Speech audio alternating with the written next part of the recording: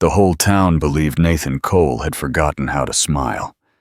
Every sunrise found him at work before anyone else. Every sunset found him walking home alone. He built barns that stood against winter winds, repaired wagons that carried growing families, and raised church beams that would outlive everyone watching. Yet not one person in Red Creek could remember the last time he stayed to share coffee after the work was done. If you enjoy stories where quiet people carry the deepest scars, stay with this one. The smallest sentence ever spoken to Nathan changed everything that followed. 6 years earlier, another life had waited for him. There had been wedding plans, fresh-cut lumber stacked behind his cabin, and a small cedar chest built with hands that believed tomorrow was certain. Then sickness swept across the valley before spring arrived. By the end of one terrible week, the woman who had promised to stand beside him was buried beneath frozen earth, while snow drifted across her grave. Nathan never spoke about those days again. He simply kept building. The cedar chest stayed closed in the corner of his cabin beneath a faded blanket. Dust settled on it through every season. He never lifted the cover. He never carried it outside. He walked past it every morning as though it belonged to another man. Years passed that way. Children waved as he crossed town. He tipped his hat. Widows thanked him for repairing broken fences. He answered with a quiet nod. Neighbors invited him to harvest dinners. He always found another job that needed finishing before sunset. People stopped asking. By the autumn of 1886, everyone agreed Nathan Cole would probably live the rest of his life exactly the same way. Then Abigail Parker arrived. She was 21 years old, carrying 2 worn trunks, 1 black sewing machine, and enough confidence to fill the empty storefront beside the general store. Her father had died the previous winter, leaving little beyond good lessons and unpaid debts. Instead of asking relatives for help, she chose Red Creek because the town needed a seamstress. The wagon stopped in front of her shop. Dust floated through bright afternoon light. Nathan happened to be replacing broken boards across the street. He glanced toward the wagon for only a second before returning to his hammer. Still, something inside him noticed. Abigail climbed down without waiting for assistance. She thanked the driver, brushed trail dust from her blue dress, and unlocked the shop door with steady hands. She looked like someone already planning tomorrow. 3 days later, she visited Nathan's workshop. The bell above the door rang softly. He looked up from a pine table he had been sanding.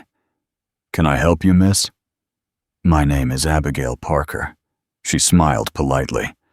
"I opened the sewing shop beside the general store. One of my shelves pulled away from the wall." Nathan set down his tools. "I can come tomorrow morning." That would help. Before leaving, she studied the workshop. Every chisel rested perfectly in place. Every board stood straight against the wall. "You built all this yourself?" "Yes." "It shows." She spoke as though she were commenting on the weather. Nothing more, nothing less. She thanked him and walked away. Nathan watched the doorway for several quiet seconds before returning to work. The shelf repair required only minutes. When he finished, he noticed another loose support hidden behind folded fabric. Then he found a window latch beginning to split. He repaired both before gathering his tools. "You fixed more than I asked," Abigail said. "They would have failed before winter." She handed him payment. He accepted only the amount for the original repair. The next week she returned. A cabinet hinge needed attention. The week after that, the back door dragged across the floor. Another week brought a cracked window frame. Nathan solved each problem without complaint. As October settled across Montana, he quietly realized every repair could have waited another month. Yet she always had fresh coffee waiting. She always asked how his current project was going. She remembered the names of families whose barns he rebuilt. No one had asked those questions in years. He caught himself looking toward her shop while crossing town. That troubled him more than he wished to admit. One cool evening, he reached his cabin before sunset. Golden light stretched across the floor. His eyes settled on the blanket covering the cedar chest. He stood perfectly still. Then he turned away, placed another log onto the fire, and began sharpening his tools with careful hands. Outside, wind stirred dry leaves across the porch. Inside, the room stayed quiet enough to hear the sharpening stone sliding across steel. The sound stopped when someone knocked gently at the door. Nathan opened it. Abigail stood beneath the fading sky, holding a small basket wrapped with a clean cloth. "I baked too much bread," she said softly. He looked at the basket, then at her. Before he could find an answer, she met his tired eyes and spoke the only words he had been unable to walk away from. "You don't have to carry it alone." Nathan's fingers tightened around the edge of the door as the last light slipped behind the hills. Nathan stood without moving. The basket rested between them, while the evening wind carried the smell of pine and fresh earth across the porch. Abigail did not repeat herself. She simply waited. Nathan lowered his eyes. "I've managed this long." "I know." "Then why bring the bread?" "Because managing is not the same as living." Neither spoke for several moments. Finally, Nathan stepped aside. "You may come in." She entered quietly. Her eyes wandered across the cabin, without curiosity that felt rude. Everything was clean. Everything had its place. Everything looked useful. Nothing looked lived in. She placed the basket on the kitchen table. "I'll leave after you eat." Nathan shook his head. "You walked all this way." "You fixed my shop 4 times. A faint smile almost reached the corner of his mouth. 5. She looked surprised. "I forgot the window." "You did." That tiny exchange settled the silence between them. She poured coffee from the small pot she had carried inside the basket. Steam drifted into the cool room. Nathan sat across from her. It was the first time another person had shared that table since the winter 6 years earlier. He noticed it. So did she. Neither mentioned it. The conversation stayed simple.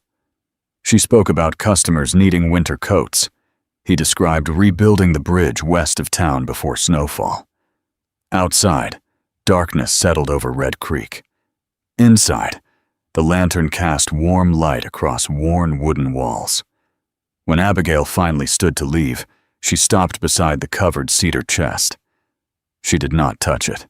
"What is under the blanket?" Nathan answered after a long pause. "A promise." She looked at him. "I won't ask again." She walked to the door. "Good night, mister."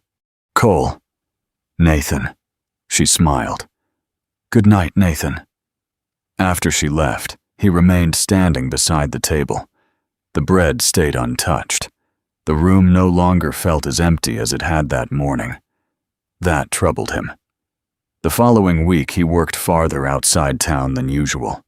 He accepted repairs on a distant ranch that another carpenter could easily have handled. He returned after dark. The week after that, he volunteered to rebuild a damaged barn nearly 15 miles away. Anything to avoid passing the seamstress shop. Still, every road into town crossed Main Street. Every trip ended the same way. His eyes searched for the blue storefront before he could stop them. Abigail noticed. She never waved him over. She never created another reason for him to visit. Instead, she greeted him exactly as she greeted everyone else. "Morning, Nathan. Beautiful weather today. Take care riding home." Nothing more, nothing less. Her patience unsettled him even more than her kindness. October faded. Cold mornings arrived. One afternoon, the first snow dusted the hills. Nathan delivered repaired wagon wheels to the Miller family. On his ride back, he found Abigail struggling beside the road. One wheel of her small wagon had sunk deep into muddy ground. She pushed with both hands. The wagon refused to move. Nathan climbed down without speaking. Together they lifted the wheel free. She brushed damp hair away from her face. "I almost had it." "I noticed." She laughed. "So you came to rescue my pride?" "No." "What then?" "I couldn't ride past." She looked at him quietly. Those words stayed between them long after the wagon reached solid ground. That evening, Red Creek gathered inside the church hall for the annual harvest supper. Nathan almost stayed home. Martha Ellis, who had known him since childhood, appeared at his workshop before sunset. "You've repaired enough barns." "I'm busy." "You polished every tool twice today." Nathan looked at the bench. Martha folded her arms. "Come eat." "I don't belong at parties." "You belong wherever decent people are eating pie." She left before he could answer. An hour later, Nathan entered the crowded hall. Music drifted from one corner. Children chased each other between tables. Laughter rolled across the room. He remained near the entrance, comfortable enough to leave quickly. Across the hall, Abigail was helping older women serve coffee. She noticed him immediately. She did not hurry over. She simply saved the empty chair beside her. When the meal began, Nathan found himself walking there without deciding to. Several young ranch hands were already talking with Abigail. One offered to carry supplies back to her shop. Another complimented her stitching. She thanked each politely. Then Nathan quietly placed a heavy serving bowl farther down the table before she reached for it. "I've got it," he said. She nodded. "I knew you would." One of the young men looked from Nathan to Abigail. Another smiled knowingly. Nathan ignored them. After supper, the fiddler started another tune. Couples stepped onto the wooden floor. Abigail watched them for a moment. Then she turned toward Nathan. "My father always said dancing tells the truth before words do." Nathan looked at the dancers. "I haven't danced in years." "I didn't ask you to dance." He looked confused. "I asked what you see." He studied the room. Children laughing. Older couples moving slowly together. Friends sharing pie. A little boy asleep against his grandfather's shoulder. "I see people who aren't counting what they might lose." Abigail lowered her eyes. Then she answered so quietly only he could hear. "They're counting what they're blessed to hold today." Nathan stared at the floorboards. Before he could answer, someone called Abigail's name from across the hall. She stepped away. Nathan remained alone beside the table. Across the room, she smiled while helping another family. Yet once, only once, she looked back. Their eyes met through the warm light, the music, and the crowded hall. Nathan realized something that frightened him more than the lonely years ever had. For the first time since Clara's grave had closed beneath winter snow, he wanted tomorrow to arrive. And he did not know whether he had the strength to survive wanting it. Nathan left the harvest supper before anyone noticed. The cold night wrapped around him as he walked home beneath a sky crowded with stars. His boots followed the familiar road. His thoughts did not. Inside the cabin, the fire had nearly burned out. He added another log and watched the flames climb. Across the room, the blanket still covered the cedar chest. He walked toward it. His hand rested on the worn cloth. For 6 years, he had refused to look beneath it. Tonight, he pulled the blanket away. Dust floated through the lantern light. The cedar smelled exactly as it had the day he built it. He lifted the lid. Inside lay a folded quilt, a small family Bible, and a bundle of letters tied with faded blue ribbon. Nathan picked up the ribbon. His hands trembled. He untied it slowly. The first letter was unfinished. It had been written by the woman he had planned to marry. Most of the page spoke about ordinary things. Curtains, a kitchen table, wildflowers beside the porch. The final line stopped him. "I hope you never spend your life alone because of me." He closed his eyes. The cabin stayed silent except for the crackling fire. When morning arrived, Nathan carried the letters back into the chest with gentle hands. He did not cover it again. Instead, he opened every window. Cold mountain air swept through the cabin. It felt different. Before he could change his mind, he saddled his horse. The ride into town seemed shorter than ever before. Abigail was arranging winter coats in her shop window. She looked up as his shadow crossed the doorway. "Nathan, I need to tell you something." She quietly locked the front door. Customers could wait. "I've been hiding from yesterday." "I know." "I've been hiding for years." "I know that too." He took a slow breath. "I thought protecting myself meant walking away." She listened without interrupting. "I kept believing that if I never cared again, nothing could ever be taken from me." Outside, a wagon rolled past. Inside, neither moved. Nathan looked directly into her eyes. "I was wrong." Abigail stepped closer. Only one pace, nothing more. "You never asked me to forget yesterday," she said. "You only asked me not to carry it alone." He nodded. "I didn't understand until this morning." She reached into the pocket of her coat. From inside, she removed a small wooden bird. Its wings were smooth from careful carving. "You left this on my windowsill last month." Nathan looked surprised. "I carved it after repairing your window." "I know. I almost took it back." "I'm glad you didn't." She placed the little bird into his hand. "You build things that last." Nathan closed his fingers around it. "I want to build something else." She waited. "A future." For the first time since she arrived in Red Creek, Abigail's eyes filled with quiet tears. She smiled through them. "I was hoping you'd say that." Winter settled across Montana. Snow covered rooftops. Smoke drifted above chimneys. Nathan no longer searched for work outside town simply to stay away. Instead, he found reasons to stop beside the sewing shop. Sometimes he repaired a loose hinge. Sometimes he carried heavy cloth rolls inside. Sometimes he simply brought fresh-cut cedar for her stove. No excuse lasted very long. Soon, he stopped needing one. The town noticed. Martha Ellis noticed first. She watched Nathan laughing at something Abigail whispered while they crossed Main Street. Martha folded her hands and smiled. "I wondered how long it would take." By spring, Nathan began building another cedar chest.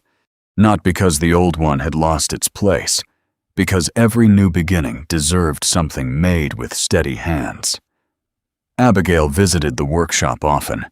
She never asked about the first chest. She never tried to replace what had come before. She simply stood beside him while fresh cedar filled the room with its clean scent. One bright afternoon, he carried the finished chest outside. Sunlight warmed the polished wood. He turned toward Abigail. "This one belongs to us." She placed her hand over his. It always did. They were married that June, beneath the large cottonwood tree overlooking Red Creek. The whole town gathered. Children scattered flower petals across the grass. Neighbors filled long tables with pies, roasted chicken, fresh bread, and jars of sweet preserves. Martha cried without trying to hide it. Nathan laughed when he noticed. It was a full laugh. Several people stopped talking just to hear it. Years passed. The sewing shop grew busy. Nathan's workshop never lacked work. Their porch filled with evening conversations. Wildflowers bloomed beside the fence every spring. Not because they served a purpose, because they were beautiful. One golden evening many years later, Nathan and Abigail sat together watching the sunset wash the valley in warm light. A young carpenter walked past, carrying fresh lumber.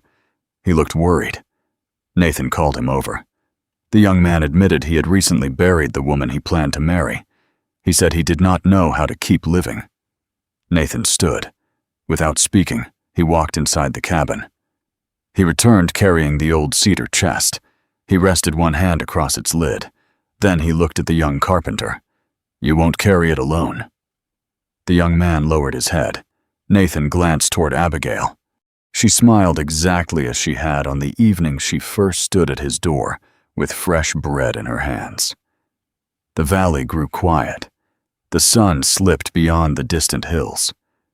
3 people remained standing together beside the old cedar chest as the last light settled across Red Creek. If this story stayed with you, please subscribe, leave a like, and share it with someone who may need these words today.